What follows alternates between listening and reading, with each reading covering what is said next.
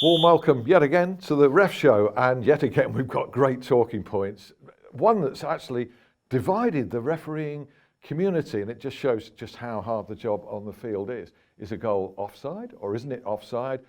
And if referees or former referees cannot agree, is the law fit for purpose on this particular one? David Hirst and Mark Halsey join me in the Ref Show studio, and of course we've got to start with Arsenal 1, Spurs 1. Mark Clattenburg in the middle, back to his best, says Rob Harris on RefCam. But there is this argument about the Arsenal goal, whether it should have stood or not. It did stand from a free kick, players offside behind Kevin Wimmer, who headed into his own net. The wording's going to appear on screen. Mark, your wordings. Firstly, what you said about Mark Clattenburg, I thought he had an excellent game. And it does go to show how difficult it is for assistant referees. Now, they say the law's going to be up on the screen, but when you look at it, being in an offside position is not an offence in itself. Oh. But then, are you seeking to gain an advantage? Are you impacting on an opponent? If you are, then you're interfering with play, interfering with an opponent. And looking at that, I agree with Rob Harris on that incident. And I do feel that Sanchez, being in that position, has impacted on the defender's ability to play that ball, therefore interfering with an opponent. Okay, you've looked at it many times here in the studio this morning, David. Mark mentioned there, offside is not in the law. You're going to make an impact. If you're in an offside position, you are making an impact on the defence. Without shadow of a doubt. The goalkeeper, the defenders are going to be very much in a problem situation, of whether you're playing onside, playing offside, to get their position. And it proved that with the free kick. If the centre-half lets that ball go, the player that heads it in is in offside position, so he's offside. So, for me, if you're in an offside position, you are offside. I've said it for years. We've altered the rule from what it used to be, and it hasn't made it any better. Well, it's a lot more complicated. We're getting a lot more goals as a result of it, which is good, and good goals are not being decided. Absolutely. The law was brought in to someone that's not interfering with play, or he's 6 yards out one way or 6 yards. That's great.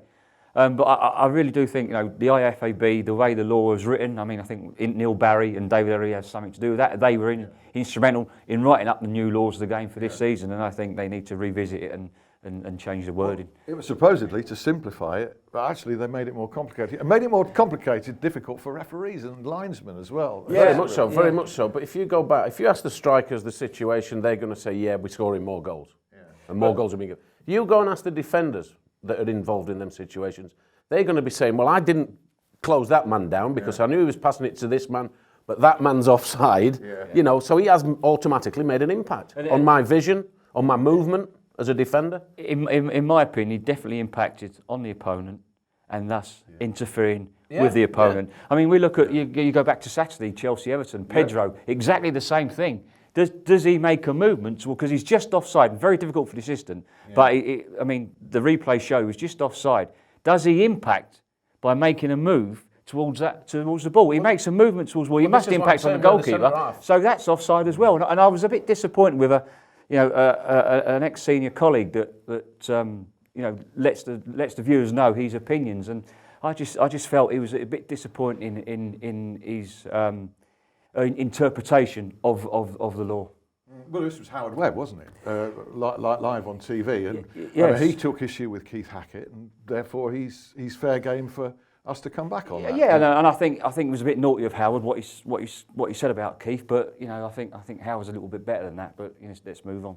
Well, the wording has been confused, and maybe he was splitting hairs on the actual means. To me, I'd like to distill it in 7 words, rightly or wrongly. Does an offside player affect the outcome? That's the question, isn't it? Does an offside player affect the outcome? Well, in this case, it does. I think it does, because like I say, if the referee is going to give the offside for the players standing in offside position, the defender doesn't have to go for the ball, because he sees that he's in offside. Yeah. Now, what he's actually doing now is he's unsure whether the referee is going to make the decision, so he has to make a stretch of a challenge that ends up going in his own goal. So it's obviously there's the impact. Okay. He's made a decision to attack the ball because he's unsure of what the referee is going to give. But just quickly, but it's not the referee's decision on that. Let's make it clear. It's not Mark Clattenburg's decision or call. It's the assistant referee. Yeah. And it's interesting that that I hear. I found that like you say about Howard, he had to make a call to a friend of his, Darren Cann, to help him with interpretation of that incident. So it was right? interesting. Okay. I don't know about it. Chelsea 5, Everton 0, you've alluded to. This was Bobby Madley's game, and you referred to a similar query over one of the goals in that, so we won't revisit that. But in that game, very early on, there was a pretty bad tackle by Seamus Coleman on Diego Costa that was kind of overlooked. Nothing. Was it a yellow? Could it even have been a red, that? No, I think I was surprised that Robert didn't penalise it. I mean, it was reckless, it was a cautionable offence, and it should have resulted in a free kick. And it was interesting because a couple of minutes later, he had another tussle with Jagielka that he felt he should have had a free kick. Is this a little bit of you reap what you sow? Well, absolutely. With it being on Costa. But knowing what Costa's like, and I think it was lucky for Robert, who I thought was good. I mean, I thought he'd done well, really, taking a couple of things out of the game because I like his body language, his demeanour. He lets the game flow. He's not fussy.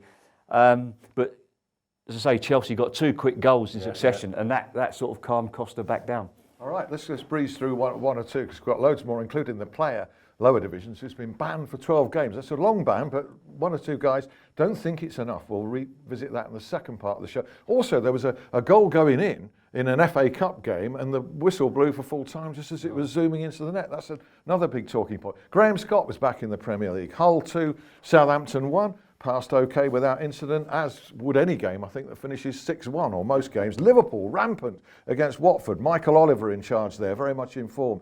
Neil Swarbrick, you want to talk about. Manchester United's 3-1 win at Swansea. Guys have been saying on here, he should be getting more games. Yeah, I mean, Neil's been on 5 or 6 seasons now. And to improve, you've got to do the bigger games. And at the moment, we've only got a core of 4 to 5 referees that do those big games. You see the same names all the time doing these big games. Now, to improve, I mean, Kevin Friend as well is another one that I'm going to mention that have been on a long time. That I thought had an excellent game at Man City and Middlesbrough. Played some wonderful advantages.